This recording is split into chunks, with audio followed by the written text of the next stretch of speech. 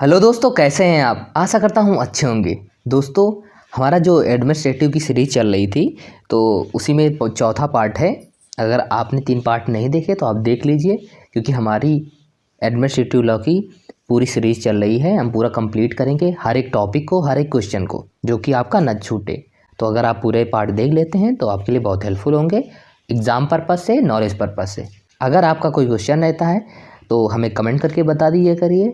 और टेलीग्राम में ज्वाइन होना चाहते हैं तो ज्वाइन हो जाइए पीडीएफ के लिए और नोट्स के लिए। तो दोस्तों, बिना देरी के स्टार्ट करते हैं। हमारा जो नेक्स्ट टॉपिक है, पक्षपात के सिद्धांत को समझाइए। Explain the doctrine of base. न्यायिक प्रक्रिया का आवश्यक तत्व यह है कि एक प्रशासनिक निकाय जो अर्ध न्यायिक क्वासी जुडिशियल रूप से कार्य करता है उसे निष्पक्ष होना चाहिए। न्यायालय की प्रक्रिया का एक आवश्यक अंग है। कहना है कि अगर एक प्रशासनिक निकाय होता है, जो एडमिनिस्ट्रेटिव ट्रिब्यूनल्स होते हैं जिन्हें अर्ध न्यायिक बोलते हैं, वो उनका निर्णय बिल्कुल निष्पक्ष होना चाहिए। जैसे कि दोस्तों, अगर कोई प्रशासनिक ऑफिसर है, उसे सामान्य नागरिक से कोई विवाद हो गया, तो ऐसा नहीं क्योंकि एडमिनिस्ट्रेटिव ट्रिब्यूनल्स है, प्रशासनिक न्यायाधिकरण है, तो ऐसा नहीं कि वो उसका पक्ष ले ले। ठीक है, पक्षपात नहीं करना उसको। अगर एडमिनिस्ट्रेटिव ऑफिसर गलत है, उसे गलत बताना होगा। अगर जो सामान्य नागरिक है वो गलत है तो उसे गलत बताना होगा। पक्षपात नहीं कर सकते, ये न्याय प्रक्रिया का आवश्यक अंग है। ठीक है। और जो वो प्रशासनिक न्यायाधिकरण जो न्याय देते हैं उसे क्या बोलते हैं? अर्ध न्यायिक क्वासी जुडिशियल बोलते हैं। पिछले पार्ट में हमने इसका न्यायिक और अर्ध न्यायिक के विषय में काफ़ी अच्छे से एक्सप्लेन किया है, आप उसे चेक कर सकते हैं। दोस्तों, उसे निष्पक्ष होना चाहिए। ठीक है। न्याय न केवल किया जाना चाहिए बल्कि अभिव्यक्त तथा स्पष्ट रूप से ऐसा प्रतीत होना चाहिए। जो न्याय उन्होंने किया ये दिखना भी चाहिए कि हाँ, इन्होंने न्याय किया है। अगर किसी ने किसी का अपराध किया है, अनैतिक कार्य किया है, तो उसको सज़ा मिलनी चाहिए। अगर उसमें भी उसको सज़ा नहीं मिल रही है तो ये न्याय कैसा? इसलिए उस सामने दिखना भी चाहिए कि हाँ, आपने सही किया है, आपने न्याय किया है, आपने पक्षपात नहीं किया, आपने निष्पक्ष न्याय किया है। यदि कोई ऐसा व्यक्ति जिसका प्रश्नगत विषय वस्तु में निहित हित या अभिरुचि रखता है, कोई ऐसा व्यक्ति जो उस विषय वस्तु में अपना हित और रुचि रखता है, मामले में निर्णायक है, तो यह प्रतीत नहीं हुआ कि उसने न्याय किया है। अगर कोई आदमी है जो निर्णय करने में है, उसको उसमें हित दिख रहा है, कोई प्रॉफिट दिख रहा है, और उसने अगर अच्छे से निर्णय नहीं किया, भले ही उसने वास्तव में न्याय किया हो, भले उसने न्याय किया हो, अगर उसका हित है उसमें, तो आगे क्या है? क्योंकि यह मानव स्वभाव है कि कोई व्यक्ति हितबद्ध मामले में निष्पक्ष नहीं रह सकता। मानव का स्वभाव है कि अगर कोई किसी में उसका प्रॉफिट मिल रहा है तो वहाँ पर निष्पक्ष नहीं कर सकता। जिधर से उसको प्रॉफिट मिल गया उधर ही झुकाव ले लेगा। इसलिए न्यायालय ने कहा है कि अगर उसमें वो शामिल है और उसकी अगर रुचि है या उसमें हित है उसका, तो न्यायिक व्यवहार का नियम प्राचीन काल से ही यही रहा है कि न्यायाधीश को पूर्वाग्रह से मुक्त होना चाहिए, उसमें कोई लाभ नहीं होना चाहिए। यदि कोई विषय वस्तु में हित रखता है तो निष्पक्ष रूप से उस मामले में न्यायाधीश या निर्णायक होने का योग खो देता है। अगर उसमें उसकी रुचि है या उसके कोई हित है उसमें, उस विवाद में, और हित लेकर वो निर्णय को पक्षपात कर रहा है, तो वो अपना न्यायाधीश या निर्णायक पद खो देगा, उसको हटा दिया जाएगा। ठीक है दोस्तों, तो यहाँ पर उसको प्रॉफिट नहीं देखना होगा, निष्पक्ष, बिल्कुल निष्पक्ष निर्णय देना ही होगा। पक्षपात के सिद्धांत को आप समझ गए होंगे अच्छे से। आगे बढ़ते हैं। ठीक है।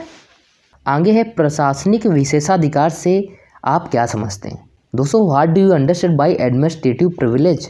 जहां प्रशासनिक अधिकारी द्वारा सख्त के प्रयोग में तत्वों को बदलने तथा विश्वास, प्रत्याशा या प्रवृत्ति के अनुसार कार्य करने की अनुमति दी जाती है, उसे प्रशासनिक विवेक कहते हैं। प्रशासनिक विवेक का प्रयोग मनमाना, अनिश्चित तथा काल्पनिक न होकर विधिक तथा न्यायिक होता है। जो प्रशासनिक विवेक होता है, अगर कोई प्रशासनिक अधिकारी वो अपना विवेक यूज़ कर रहा है तो वो अनिश्चित नहीं हो सकता, काल्पनिक नहीं हो सकता। होगा कैसा? विधिक तथा नियम द्वारा। ऐसा नहीं कि कोई प्रशासनिक अधिकारी है वो अपनी शक्ति का दुरुपयोग करे, काम करेगा अपने विवेक द्वारा, नियम से, नियम के बाहर नहीं कर सकता। विधिक अर्थों में विवेक का अर्थ स्वेच्छा तथा व्यक्तिगत मनोभाव नहीं है। विधिक अर्थों में विवेक का अर्थ कि स्वेच्छा तथा व्यक्तिगत नहीं है, व्यक्तिगत मनोभाव नहीं है विधिक अर्थों में विवेक का। ठीक है। प्रशासनिक विवेकाधिकार प्रदान करते समय अक्सर लोकहित, लोक सुरक्षा, संतोष, समाधान, समक्ष तथा युक्त जैसे शब्दों का प्रयोग किया जाता है। जब किसी को विवेकाधिकार दिया जाता है तो उससे होता है कि आप जो विवेक करेंगे वो लोक हित होना चाहिए, लोगों के हित में होना चाहिए, लोगों की सुरक्षा के लिए होना चाहिए। जो आप कार्य करते हैं उससे लोग संतोष हों, उनको संतोष मिलनी चाहिए, अशांति नहीं फैलनी चाहिए। अगर कोई समस्या है तो उसका आप समाधान करने के लिए विवेक कर सकते हैं। जहाँ प्रशासनिक अधिकार तथ्यों के आधार पर नहीं अपितु अपने विश्वास, समाधान, संतुष्टि तथा सक्षमता के अनुसार निर्णय देने के लिए अधिकृत हो जाता है। तो यहाँ पर क्या होता है, जो अधिकारी है अपने विश्वास और समाधान संतुष्टि से निर्णय देने के लिए अधिकृत हो जाता है। वर्तमान कल्याणकारी राज्य के युग में प्रशासक की विवेक, साम्य की आवश्यकता तथा अधिकारिता है। तो दोस्तों, ये जो विशेषाधिकार होते हैं, जो प्रशासनिक होते हैं, उनका विवेक तो होता है, प्रशासनिक विवेक कहते हैं, जो अपने अनुसार कार्य करते हैं विवेक के अनुसार, लेकिन उन पर भी जो विवेक यूज़ करेंगे भी लोकहित के लिए होना चाहिए, लोक सुरक्षा के लिए होना चाहिए, सब उससे संतोष होना चाहिए, सभी के लिए संतोषजनक होना चाहिए। ठीक है दोस्तों, तो ये प्रशासनिक विशेषाधिकार होते हैं। नेक्स्ट टॉपिक क्या है हमारा क्वेश्चन, निर्णयोपरांत सुनवाई क्या है? What is post decisional hearing? दोस्तों, विधि का यह एक मौलिक नियम है कि कोई ऐसा निर्णय नहीं किया जाना चाहिए जो किसी व्यक्ति को मामले की सूचना बिना दिए हुए तथा अपने पक्ष को प्रस्तुत करने का अवसर बिना दिए हुए प्रतिकूल रूप से प्रभावित करे। दोस्तों, विधि का एक मौलिक नियम है कि अगर कोई निर्णय देने से पहले, जैसे कोई अपना केस लेकर गया कि इन्होंने हमारे साथ ऐसा किया है, बिना उसको सूचना दिए, बिना उसकी नॉलेज में, यहाँ पर न्यायालय निर्णय नहीं दे सकता कि उस दूसरे पक्ष को सुना नहीं और इन्होंने निर्णय दे दिया, उसको सूचना ही नहीं दिया और निर्णय दे दिया कि इनको इतनी सज़ा दे दिया, इनको इतना जुर्माना है, पुलिस गई उनको उठा लाई। दोस्तों, आपको यहाँ पर समझना होगा कि जो निर्णय होता है उसके पहले सुनवाई का अवसर देना चाहिए। ठीक है, अगर सुनवाई का अवसर नहीं देते तो वो निरस्त कर दिया जाएगा निर्णय।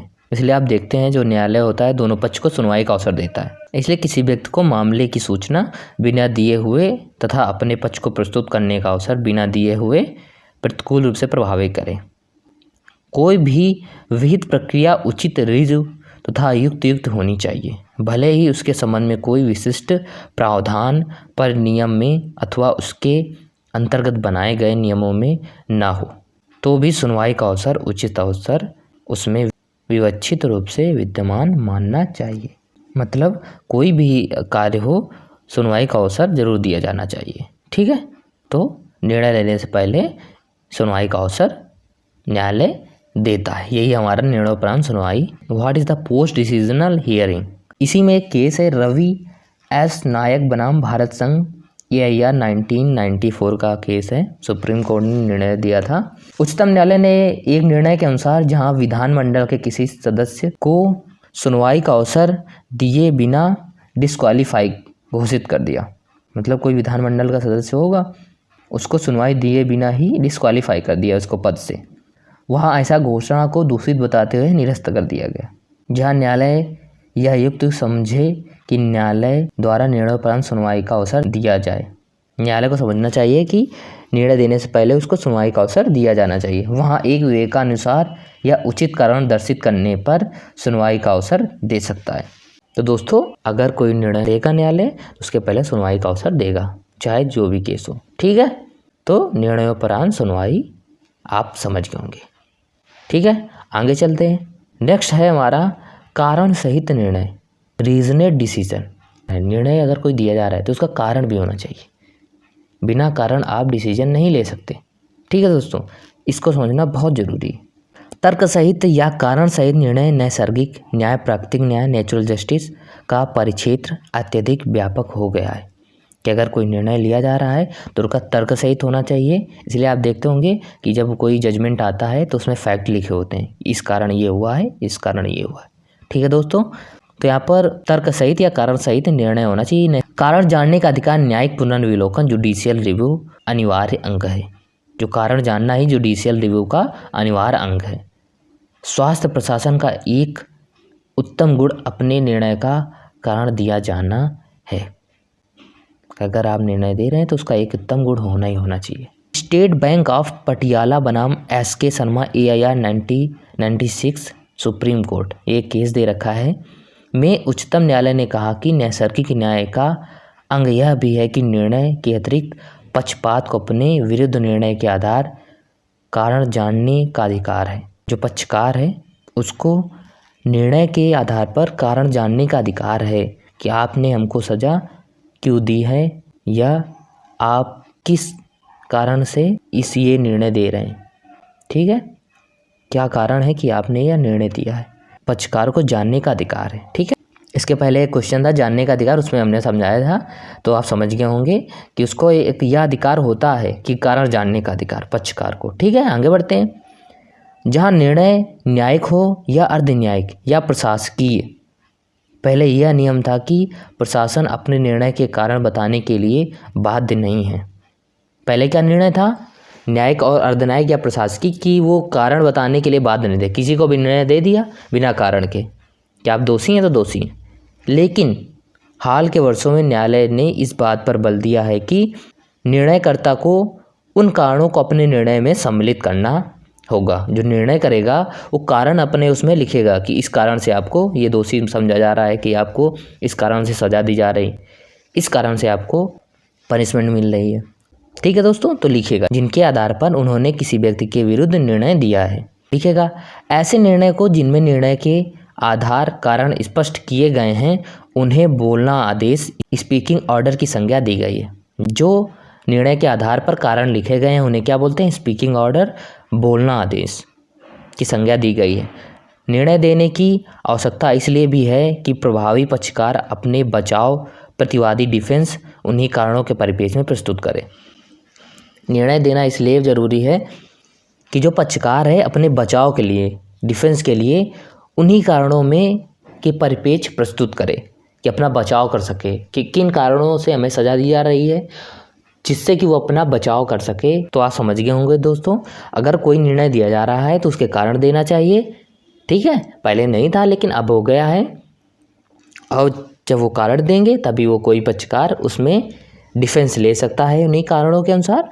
ठीक है दोस्तों, आप समझ गए होंगे रीजनल डिसीजन क्या होता है, कारण सहित निर्णय समझ गए होंगे। अगर आपको कोई भी क्वेश्चन रहता है, एनी वन क्वेश्चन, आप हमें कमेंट करके बता दीजिएगा, मैं आपकी ज़रूर हेल्प करूँगा।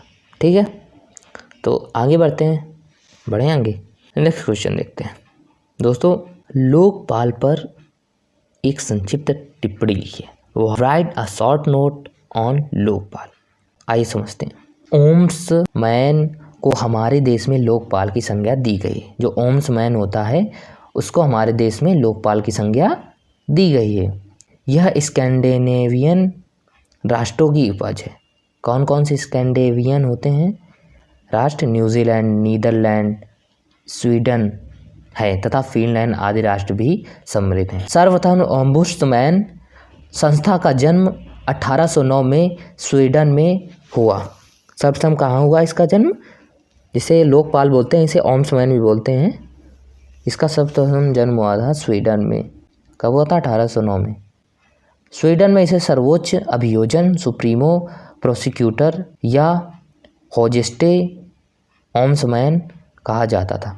इसका प्रमुख कार्य यह देखना था कि लोक सेवक अपना कार्य उचित ढंग से करें तथा लोक सेवक राष्ट्रीय विधि का पालन करें। जो लोक सेवक होते हैं, अधिकारी होते हैं, वो अपना अच्छे से काम करें उचित ढंग से और विधि का पालन करें। ये किसका देखना था? यही था लोकपाल, जिसे बोलते हैं सुप्रीमो प्रोसिक्यूटर। स्वीडन के पश्चात फिनलैंड ने इस संस्था को 1919 में अपनाया, डेनमार्क ने 1953 में तथा नॉर्वे ने 1963 में ओम्समैन की संज्ञा को अपनाया गया। इन देशों में ओम्समैन की नियुक्ति संसद द्वारा की जाती है। यह संसद का प्रतिनिधि होता है। इन देशों में यह संस्था सिविल कार्यों तथा सैनिक कार्यों को देखभाल करती है। इसकी आधिकारिकता में मंत्री भी आते हैं। ओम्समैन का काम सरकार के कार्यों पर नज़र रखना है। ओम्समैन को यह अधिकार प्राप्त है कि वह जैसा उचित समझे जांच कर सकता है, जिस व्यक्ति को चाहे उसको सुन सकता है तथा जिसे चाहे सूचना प्राप्त कर सकता है। ओम्समैन प्रशासन के कार्यकलाप के बारे में अपनी रिपोर्ट संसद को प्रेषित करता है। इसका कार्य प्रशासन को कर्तव्य बोध कराना होता है। ठीक है दोस्तों, तो ओम्बड्समैन होता है वो संसद को रिपोर्ट करता है और देखता है जो लोकपाल लोक सेवक होते हैं वो अपना काम सही से करते हैं कि नहीं कर रहे हैं। वो सरकार के कार्यों को भी देखता है कि उचित ढंग से कर रहे हैं कि नहीं कर रहे हैं। जो लोकपाल होता है उसका यही काम होता है। ठीक है, और उनमें जांच कर सकता है, उचित समझे तो उसका अधिकार होता है उसके पास, वह उचित समझे तो जांच कर सकता है किसी भी संसद के सदस्य को बुलाकर। और यह संसद का प्रतिनिधि होता है, जो लोक सेवक होते हैं उनके कार्यों को देख रेख करता है। जो हमारा लोकपाल होता है प्रशासन के कार्यों के बारे में अपनी रिपोर्ट संसद को प्रेषित करता है, प्रस्तुत करता है। इसका कार्य प्रशासन को कर्तव्य बोध कराना होता है। जो लोकपाल का कार्य क्या होता है, जो प्रशासन है उनको अपना कर्तव्य का बोध कराना होता है कि आपका ये काम है, आप ये काम करिए, इस काम को आपको करना चाहिए, ऐसे करना चाहिए। अगर कोई गलत करता है उसमें जांच कर सकता है, पूरी रिपोर्ट संसद में प्रस्तुत कर सकता है। आप समझ गए होंगे लोकपाल के कार्य के बारे में। आगे चलते हैं। नेक्स्ट है व्यादेशन क्या है, स्पष्ट करें। व्यादेश के द्वारा न्यायालय किसी व्यक्ति को कुछ करने या कुछ करने से विरत रहने का आदेश देता है। व्यादेश क्या होता है, व्हाट इज इंजंक्शन। न्यायालय किसी व्यक्ति को कुछ करने या कुछ ना करने के विरत रहने का आदेश देता है। किसी व्यक्ति को आदेश दे दिया, इंजंक्शन है कि आप ये काम करेंगे, आप ये काम नहीं कर सकते। व्यादेशन द्वारा न्यायालय करता है। तो ऐसे व्यादेशन को निर्बंधित व्यादेशन कहा जाता है। इन व्यादेशन को क्या कहते हैं, निर्बंधित व्यादेशन। तथा जब न्यायालय एक पक्षकार को कुछ करने का आदेश देता है तो उसे आज्ञात्मक आदेश की संज्ञा दी जाती है। जब न्यायालय एक पक्षकार को आदेश देता है कि आप ये काम करिए तो ये से क्या बोलते हैं, आज्ञात्मक आदेश की संज्ञा दी जाती है। प्रोफेसर स्मिथ के अनुसार व्यादेश न्यायालय द्वारा पक्षकार को दिया जाने वाला वह आदेश है जिसके माध्यम से उसे पक्षकार से किसी विशेष कार्य को करने या ना करने के लिए कहा जाता है। व्यादेश एक साधारण न्यायिक प्रक्रिया है जो व्यक्तिनिष्ठ रूप से प्रवर्तन में आती है, जिसमें किसी व्यक्ति या प्राधिकारी को कोई कार्य करने या ना करने के लिए आदेश दिया जाता है, जिसको वह किसी विधि के अधीन करने या ना करने के लिए बाध्य है। किसी व्यक्ति को दे सकते हैं आदेश या किसी प्राधिकारी को दे सकते हैं कि वह किसी विधि के अधीन करने या ना करने के लिए बाध्य है। ठीक है, कौन आदेश दे सकता है, न्यायालय से व्यादेश बोलते हैं। भारत में व्यादेश के उपबंध दो विधियां में पाए जाते हैं। दीवानी प्रक्रिया संहिता स्पेशल रिलीफ एक्ट 1963। यद्यपि संविधान के अनुच्छेद 32 तथा अनुच्छेद 226 के अंतर्गत क्रमशः उच्चतम न्यायालय तथा उच्च न्यायालय को व्यादेश जारी करने का अधिकार है। जो रेट जारी होती है ना, तो 32 में उच्चतम न्यायालय और उच्च न्यायालय को 226 अनुच्छेद में अधिकार है। ठीक है, आप व्यादेश के बारे में समझ गए होंगे कि किसी व्यक्ति को या प्राधिकारी को ये काम करने या ना करने के लिए न्यायालय आदेश दे सकता है। तो दोस्तों इतना समझ गए होंगे। अब मिलते हैं नेक्स्ट वीडियो में। जय हिंद, जय भारत।